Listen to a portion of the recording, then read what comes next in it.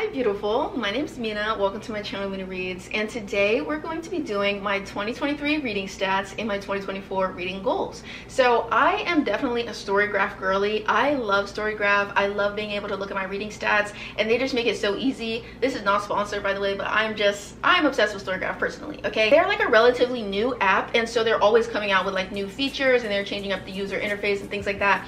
And this year they introduced a reading wrapped feature and I love it so much. So we're going to go through my reading wrapped and I'm going to share all those stats with you, and I'm very excited to do so.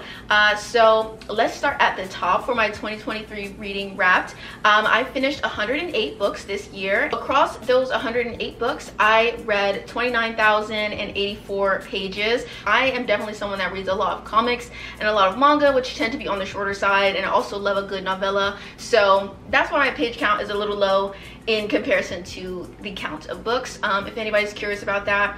But the first book that I read this year was A Taste of Golden Iron by Alexandra Rowland, and the last book that I read was Unstoppable by Sean. We're gonna look at the month where I read the most books and the least books. So I read the least books in July. I didn't read that many books this summer. I just was not at all feeling the reading vibes, and so my reading stats very low for those months. So the month where I read the least amount of books was in July. I read 5 books, and I read the most books per month in March, where I read 17 books. Okay, so these were the genres that I spent the most time with this year. So of course, romance. I read 61 books that could be placed in the romance category. And then I read a lot of books in the LGBTQIA+ category. I read 38 books that were classified as such. I read 34 fantasy books. I read 25 eroticas, and I read 24 contemporary novels. So those are the genres that I ended up spending the most time with. And now we're going to get into a really fun stat. The longest book that I read this year was 750 pages, and it was Pucking Around by Emily Raff. That book is ginormous, and this is like a poly hockey romance about this sports medicine doctor named Rachel who goes to work at a new hockey team, and she ends up meeting all of these dudes who are like players on the team, and also one guy that's like the equipment manager, and this is her romance with them. It was so long, but honestly, it was so worth it. I love Rachel, Caleb, Ilmari, and Jake. They're kind of family to me, so it was a good time. I know that people have a lot of feelings about that series, particularly thinking that it's bad or it's cringy. It definitely has its cringy moments, but personally, it was worth all 750 pages for me. Like, I had so much fun reading it, and I would definitely recommend it. So I had a good time. Then the shortest book that I read was Galatea by Madeline Miller. This is a short story, obviously, and it's about like the Pygmalion myth from her point of view. Her name's Galatea, and this is like her point of view of her master and her maker and her husband and her dynamic with him and with the child that they have together. It's a very interesting short story, and I would definitely recommend it. Also, the audio for it is really good. I got the audio through Libro FM and like their creator program, and so I'm glad that I got to listen to it because the narrator did a really good job. It was awesome. So the average length of the books that I read in 2023 was 260 pages, and it usually took me about 5 days to finish a book. Like I said earlier in the video, I'm definitely a short book girly. I love reading comics, I love reading mangas, I love novellas, I love books that are around 300 pages or less. That's definitely my jam, so makes sense. The shortest amount of time that I spent with a book was His Majesty by Sean. This is a erotic novella, and I think I read that in like June maybe. It was one of my earliest reads of the year, and it was really good. Like, I really enjoyed it. It was very short. I think it was only around 90 or so pages. And then the most time that I spent with a book was One for My Enemy by Olivia Blake. It took me 60 days to finish One for My Enemy, and that, like, I'm pretty sure that those numbers are actually off because I didn't log it to my Storygraph until I had already been reading it for several weeks at that point. I don't know what took me so long to read the book because I was enjoying it, but at a certain point I just put the book down and I was really struggling to pick it back up despite really liking it. So definitely it took me ages to finish. It may have even taken me longer than 60 days because I do remember that I logged it on my Goodreads before I logged it on Storygraph, and so there's probably a few weeks missing from that count, but it is what it is. My average star rating for 2023 was a 3.58, which is not too bad in my opinion. Not too bad at all. And I'm gonna show you what the graph looks like for my ratings. I really like about Storygraph that you can be like more specific with your ratings, so you can give half stars and quarter stars and things like that. I really enjoy it. So you'll be able to see that on my graph that I'm gonna like put up here on the side. Okay, so August was actually the month that I had the highest average star rating. I had a 4.3 star average in August, so we love that for me. And April was the month where I had the lowest star rating average, and it was a 2.79, which is not too great. And honestly, I barely remember anything about April as a reading month, so that makes sense if they all were duds. And the month where I read the most pages was May. I read 4,261 pages, and that's because in May I went on a binge of Emily Rath's backlist, and that lady has never ever deleted a sentence. I promise you, she's never deleted a single sentence because she can go on and on and on. And I think I read 4 or 5 books by her in May, and they were all like over 450 pages. So yeah, that lady has never met a sentence that she didn't want to keep.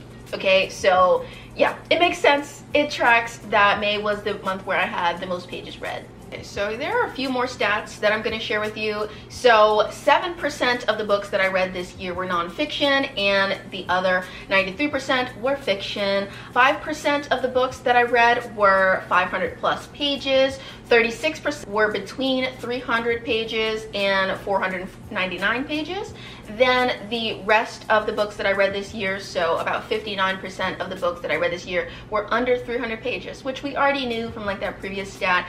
But it is interesting to see the page breakdown and see that sometimes I do read longer books, but not very often. And then the final stat that I want to talk about is my most read authors of the year. So the most read author of the year for me was Brian K. Vaughan, who is the author of the Saga comics. So the next two are Emily Rath and Sean. I read 5 books by both of those authors respectively. Then after that, I read 4 books by Freydis Moon. They are one of my new favorite authors, like someone that I absolutely will be on the lookout for anything that they publish, because their work is so interesting. They're writing some of the best, most interesting, like most beautiful, most erotic, queer fantasy and paranormal stuff that I've ever read in my life, and it's just so up my alley in terms of the writing style, the types of characters, the types of relational dynamics. Like, it's just so interesting. So I would definitely recommend checking this author out, and I will be reading as many of their books as I can get my hands on in 2024 because I'm a huge fan. Okay, then I read also 4 Things by Rick Remender, and this is the author of the Deadly Class comic series. And I read after that, I read 3 books by author Lady Marie, who's actually a friend of mine, and she writes like erotic romances, and I had a fun time reading her novellas. And then after that, I read 2 books by Sylvia Moreno Garcia, and I read 2 books by Vieno Oniomo. The Sylvia Moreno Garcia books, we shall not discuss them in this video because I didn't have a good time with them, but I had a very good time with the books I read by Vieno Oniomo. She is a new to me author, and I discovered her works pretty early in 2023 with her novel Sweet Vengeance, which is a really fun, like erotic revenge tale, and it is very good. It deals with some difficult topics, but in a really, in my opinion, sensitive and thoughtful way. But it's also about like reclaiming your sexuality in the aftermath of a certain trauma, and I really appreciated the book for many reasons, but it was just really good. I loved it so much. And so I will be reading more by Vieno this year as well, because there are several books from her backlist that I haven't read yet, and she also just released a like queer paranormal fantasy novel that's about like a vampire and a warlock getting together, so I need to read it as soon as possible. So those are all the stats that I wanted to share, And now I'm going to tell you about some of my reading goals for 2024. I have them written down in my little handy dandy notebook. My goal is to read 100 books this year. I do have my Goodreads goal set to 52 books because there's 52 weeks in a year, and I wanted to set like a really reasonable reading goal for myself on there, just because I don't want to feel pressured. Something that was really bothering me in 2023 was that I constantly would go either on Storygraph or on Goodreads, because I do use both. I would go on there and I would see that my I was always behind on my reading goal, and it just felt like it was haunting me. It was constantly telling me, you're behind on your reading goal, you're behind on your reading goal. And it's just like, I get it, but it felt like it was adding a certain pressure to my reading experiences. It felt like I felt scared to pick up books that were longer because I didn't want to spend too long reading them and get even further behind on my reading goal. And it just created like a lot of stress and anxiety that I feel like is deeply unnecessary for something that is a hobby and something I should be having fun doing. So I wanted to make my goal on those platforms pretty low. I definitely think that 52 books is achievable, and I also am hoping to get started in my career this year, so I'm hoping I'll get a job soon. I'm currently on the job hunt, and so I'm hoping that if I get a job, I still think I would be able to complete at least one book a week, even if I'm working full-time, right? But my stretch goal, in the back of my mind, I would like to read 100 books this year. Then I want to read 10 nonfiction books this year. Last year I read 7 nonfiction books, so I would like to, you know, just up that a little bit. So if you could give me some of your nonfiction book recommendations, I would definitely love that. And I want to read all 24 of my 2024 TBR. I made a 24 books to read in 2024 video, and I will leave that linked in the cards and in the description down below. And I want to read all of those books, okay? Because I did pretty bad with my 23 for 2023. I think I read maybe 7 of those books, so that was a mess. So I need to redeem myself this year with my 24 for 2024, okay? Another goal of mine is to organize my book collection. This was a goal that I had for 2023, and I did not do it at all. My book collection is still in shambles. It's still a mess. So I'm hoping to introduce some organization soon this year, and maybe do some more unhauling, because we need to have a little bit of a come to Jesus moment where it relates to my book collection, because things are just not making sense anymore. Like, there's just too many books, there's not enough space, and am I going to read all these books? Who knows? We'll see. We'll try. But if I find that they're not books that I want to read, then I just need to let them go. Then another goal of mine is that I only want to allow myself to buy 12 books. I don't want to set a really strict book buying ban, because I have done that in the past, and I did that in 2023 where I said, like, I'm not going to buy any books, I'm on a book buying ban, blah blah blah. And whatever that did, when I said that, like, it set off a trigger in my brain to buy as many books as I possibly could. I did 3 book hauls in 2023, and in 2022 I think I only made 1 book haul, maybe.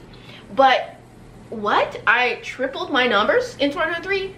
Crazy. It's like my brain is very much constantly in opposite day, and if I tell myself something, I'm gonna do the opposite. So I just want to leave myself a little bit more room here. So we're gonna do, like, you can buy some books, but only 12. I also want to read at least 10 books that are over 500 pages. We discussed most of my reads tend to be below 300 pages, so that is definitely a little bit of a stretch goal, but I do have a lot of longer books on my physical TBR, and so I think it makes sense to set like a specific goal to help me pick those books up and, you know, make a little bit of progress with some books that really intimidate me for one reason or another. Then I want to read at least 3 classics. So yeah, at least 3 classics are on my TBR. And finally, I really want to get my NetGalley score to 80%. Right now, my NetGalley score is, I think, 50%. It's in the 50s. I don't know if it's exactly 50, but it's like in the 50s. And if you are a NetGalley user, you know that it is like, you know, it's recommended that a reviewer on NetGalley have an 80% feedback ratio, and so my feedback ratio is very, very low, and I would like to fix that. So we're going to try to fix that. that's one of my big goals of 2024, and I think I will document that journey. If you've been here for a really long time, and by really long I mean 4 years, in 2020 I had this series on my channel and it was called like Fixing My NetGalley Score. Not a very creative title, but it was like a series. I think I did 2 or 3 of those videos where I was working on boosting my NetGalley score, and so I think I might do some videos like that this year, just to kind of keep me accountable and make sure that I'm actually making some progress. So yeah, those are the goals for 2024, and those are the stats for 2023. I want to thank you all so much for another year of reading with me, and I also want to thank all of the new subscribers that I have gained in the past year, because we recently hit 39,000 subscribers, and I just want to thank you all so much for that. And yeah, so I hope you guys will stick around for the road to 40,000. Like, yeah, so thank you so much for watching. I love you, and I will see you all in my next video. Bye, you guys. Mwah.